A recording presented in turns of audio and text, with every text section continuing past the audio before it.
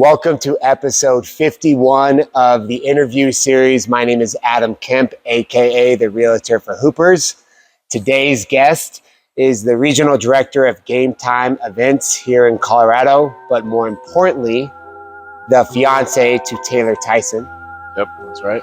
Dalton Thompson. How you doing, man? Good, thanks for having me. Appreciate you being on. Every time I flick the wrist, you can bet that it's a switch. Realtor for Hoopers, welcome to the main event. I'ma give the people what they ask for. Whole squad moving like a task force. We move with military precision, accomplishing any mission. In 2020 division, just don't see no competition, don't see no opposition. We on top of the game, we not one and the same. I'm Stephen Curry, the range, I Allen out with the cross. I'm Kobe Bryant, the fade, I'm one that's calling the plays. Now what else more can I say? So the question we always start everyone off with is, tell us your basketball story. Well, played in college, played up in Canada a little bit at another college. Okay. Came back to the States to another college, so I transferred a couple times. And then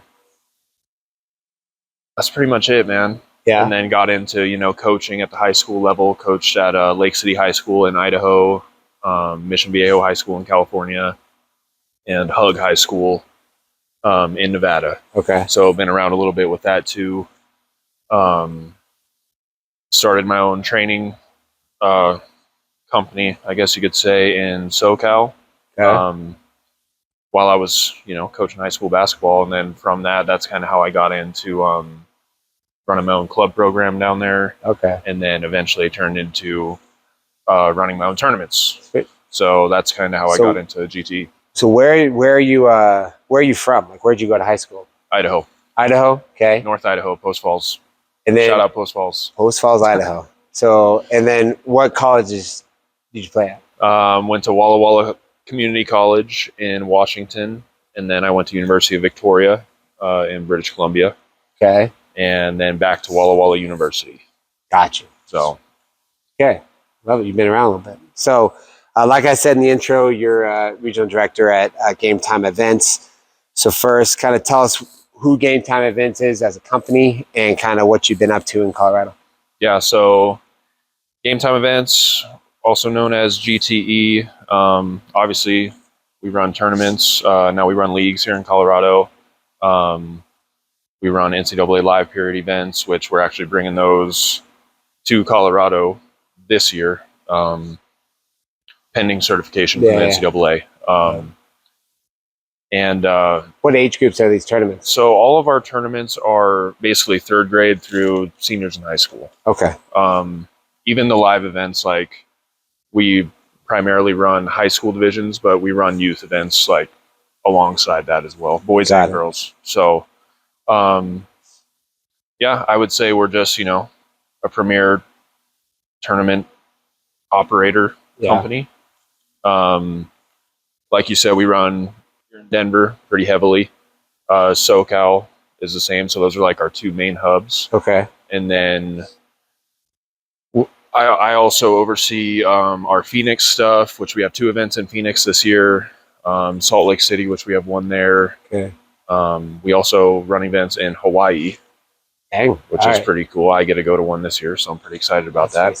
And then we're getting up into Spokane, Washington as well. Okay, so your Game Time is only west for now? For now, yes. For now, but you're trying to grow nationwide. Is that fair? Yep, that's why it's called Game Time Events USA. So hopefully one day it'll be across the USA. So yeah, well, that's good, man. Yeah, I think everything I've ever heard about Game Time Events is positive. So I think you guys are doing a great job.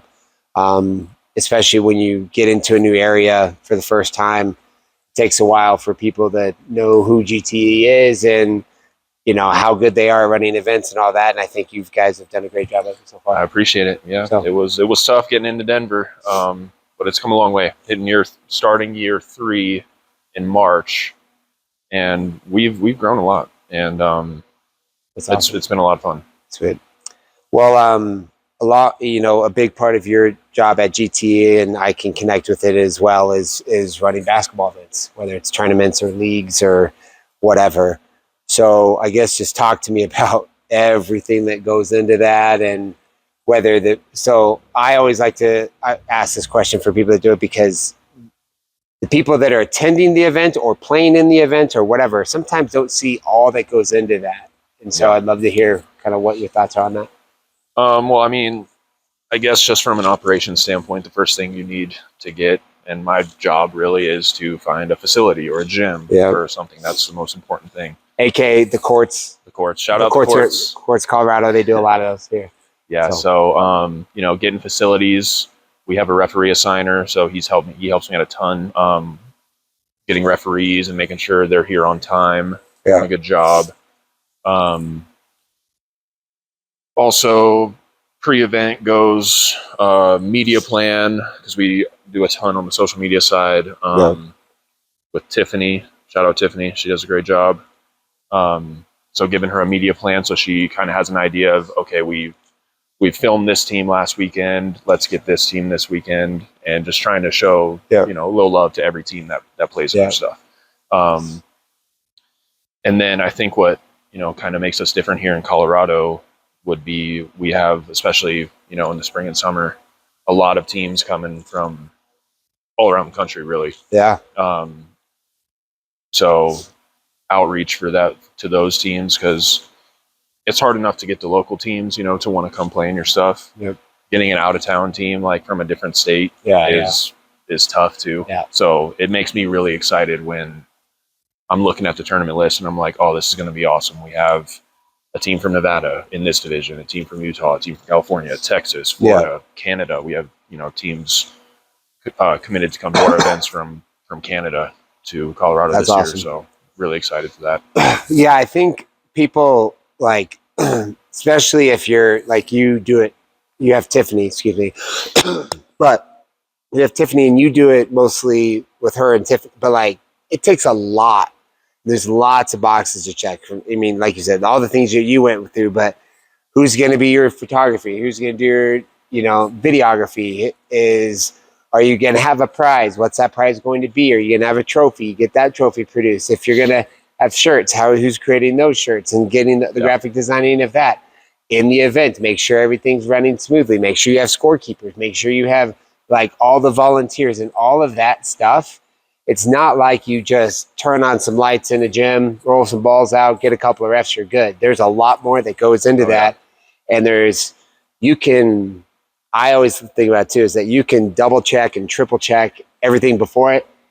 But part of being a good event, like someone who runs event, probably good at that job, is there's something that's going to go wrong day of event. That's what I say every time. And then it's just, what is your plans that you have in case that goes wrong? How are you going to make it right? All that kind of stuff. So it's tough, man.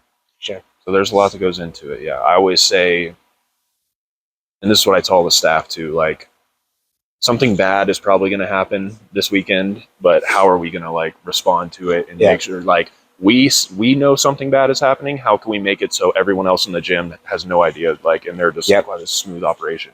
But in our minds, we're like, we got to figure something out about, this or whatever's happening. So for sure. And our staff do a really good job of taking care of that stuff. So. That's awesome. That's good. Good. It's good to have good people. Well, something that's interesting about our relationship is I recently hired you to be my driver 2 days a week, just because being a real estate agent here in Colorado, you spend a lot of time driving. Some days you drive more than others, but I just needed those hours where I was driving back. So Dalton was interested. So it's been great so far. It's been a little over a month or right around a month. Yep. But and I want you to be completely honest. How are you liking the job so far?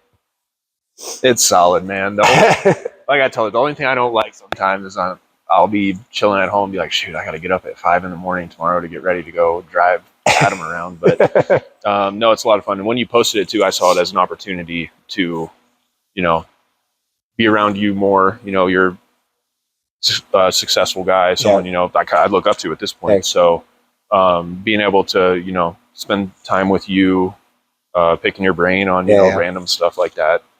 And getting out of the house too, because I primarily, work from home, and it's nice to get out and go, have a schedule and do something. And And it's been a lot of fun, man. No, and I think what's awesome is that because two things that I was interested in you is one, we obviously have the basketball connection. So if we just wanted to talk shop or just talk about events or just different basketball things around the state, we can do that. But also, you had your own thing. Like you had something that you could fill the gaps of time where I'm sitting at a coffee shop doing some work or in a meeting or whatever. I didn't have to worry that you're just going to be sitting in the car just bored as hell for 4 hours. Yeah. Do you know what I'm saying? Like, Yeah. and I'm sure there's some of the times, but you had something that you could be in the car or any coffee shop or whatever that you could fill your time with besides just sitting there waiting for me. Because I think that creates energy throughout your day and my day and whatever, so For sure. It's worked out great, man. Yeah, it's been good. Well, so I always like to kind of ask a debate question on these. So It's a classic one, and I have mine, so I will speak up if I disagree. But it's a classic one. So what is your Mount Rushmore of NBA players all time? So 4 players. It is a hot topic for a lot of people. I mean, obviously, the first one you gotta say Jordan. Okay. Jordan's on it for sure. You got some non-negotiables in my book. Second one, LeBron. Okay. And then the last two. This is where it gets tough. This is where everyone has to talk about it. I think I'll pick this guy just because he really, in my opinion, changed the way the game is played at all levels, pro, youth, everything. Steph Curry. Okay. Yeah, go wrong with that. Last one. A couple guys I could put here, but I got to go with Shaq. Ooh. I got to go with Shaq. One of the most dominant guys ever. Okay. So we actually disagree on 2. Okay. So obviously Jordan, LeBron, we're lockstep with each other there. Third, and it's actually my third all time, is just because 1, I'm a Laker fan, and 2, I just loved his work ethic and what he brought to the game, and is Kobe. Yeah. So Kobe's just been my guy, because I think if a lot of people were wired like that guy was, they'd be a lot more successful in life in general, but especially on the basketball court. Agree with that. And this is where my old head comes in, is Kareem Abdul-Jabbar. Because not only did he have a ton of success on the NBA level, but if you look at his high school and college record and everything too, it's ridiculous. Yep. What he accomplished in his career. So you got 3 Lakers on there. Yeah, I guess you can. I do have 3 Lakers, so I am kind of a homer, I guess there. But I sometimes I actually don't LeBron's not a core Laker to me.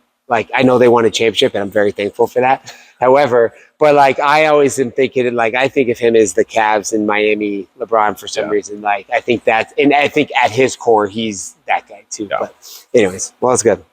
All right, we got 2 more questions. All right.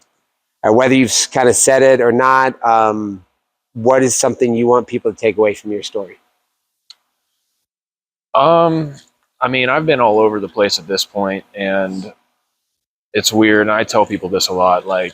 It's so crazy how one little decision, when I moved to California, for example, I randomly connected with a coach down there through Instagram, and he asked if I wanted to coach with him.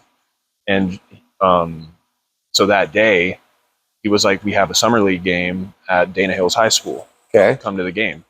And I'm like, "Okay." So I pulled up to the game, sat on the bench, met the team and other coaches and stuff, and then ended up coaching with the team. The reason I tell you that is because 6 months later, the same guy was like, if you wouldn't have come to that game that day, I was not going to hire you. It was a test to see if you actually wanted you're going to show up. And so I guess what I would want people to take away and just remember in their life too would be the smallest little decision can change your whole life. If I wouldn't have done that, I might have not got into, even running tournaments in the first place. Yeah, for sure. I would say just always remember the smallest little decision can go. Yeah, no matter how successful or you think you've been or not been or whatever, sometimes that one right decision or the one time you showed up when you didn't want to or whatever can be the difference in a lot. For sure. So I agree with that, man. All right, last question, and sometimes the hardest because you got to pick one thing. What is your favorite thing about hoop? Probably just the community, and the people that you meet in basketball sometimes like become your best friends. For sure. Just that. So yeah, one answer, the community / network that you build from playing. Yeah. And I have friends all over the country now from where all the spots I've lived that still talk to. Yeah. So I think I'm sure it's this way in every sport, but I think it's just nice to have a foundation, whether you're like, I played basketball with you or not, just to know like, hey, basketball players kind of get each other. You've done the suicides, you've had the practice, you've learned how to work with a team, you've had a coach that's been great for you, you've had the coach that's yelled at you and all that. So like that core like baseline of all of our relationships keeps us together, no matter if like I've hooped with you or not. So yeah, and you learn a lot about someone playing basketball with them or against them. In my opinion, like a lot of people say, "Oh, it builds character." I think it reveals character. Oh, for sure, for sure. So. All right, Dom. Well, I'll leave it at that, man. Appreciate your time. Yep. Thanks for having me. For sure. And now we get to film the trick shot. Let's go. Let's go. Every time I flick the wrist, you can bet that it's a swish. Realtor for hoopers, welcome to the main event.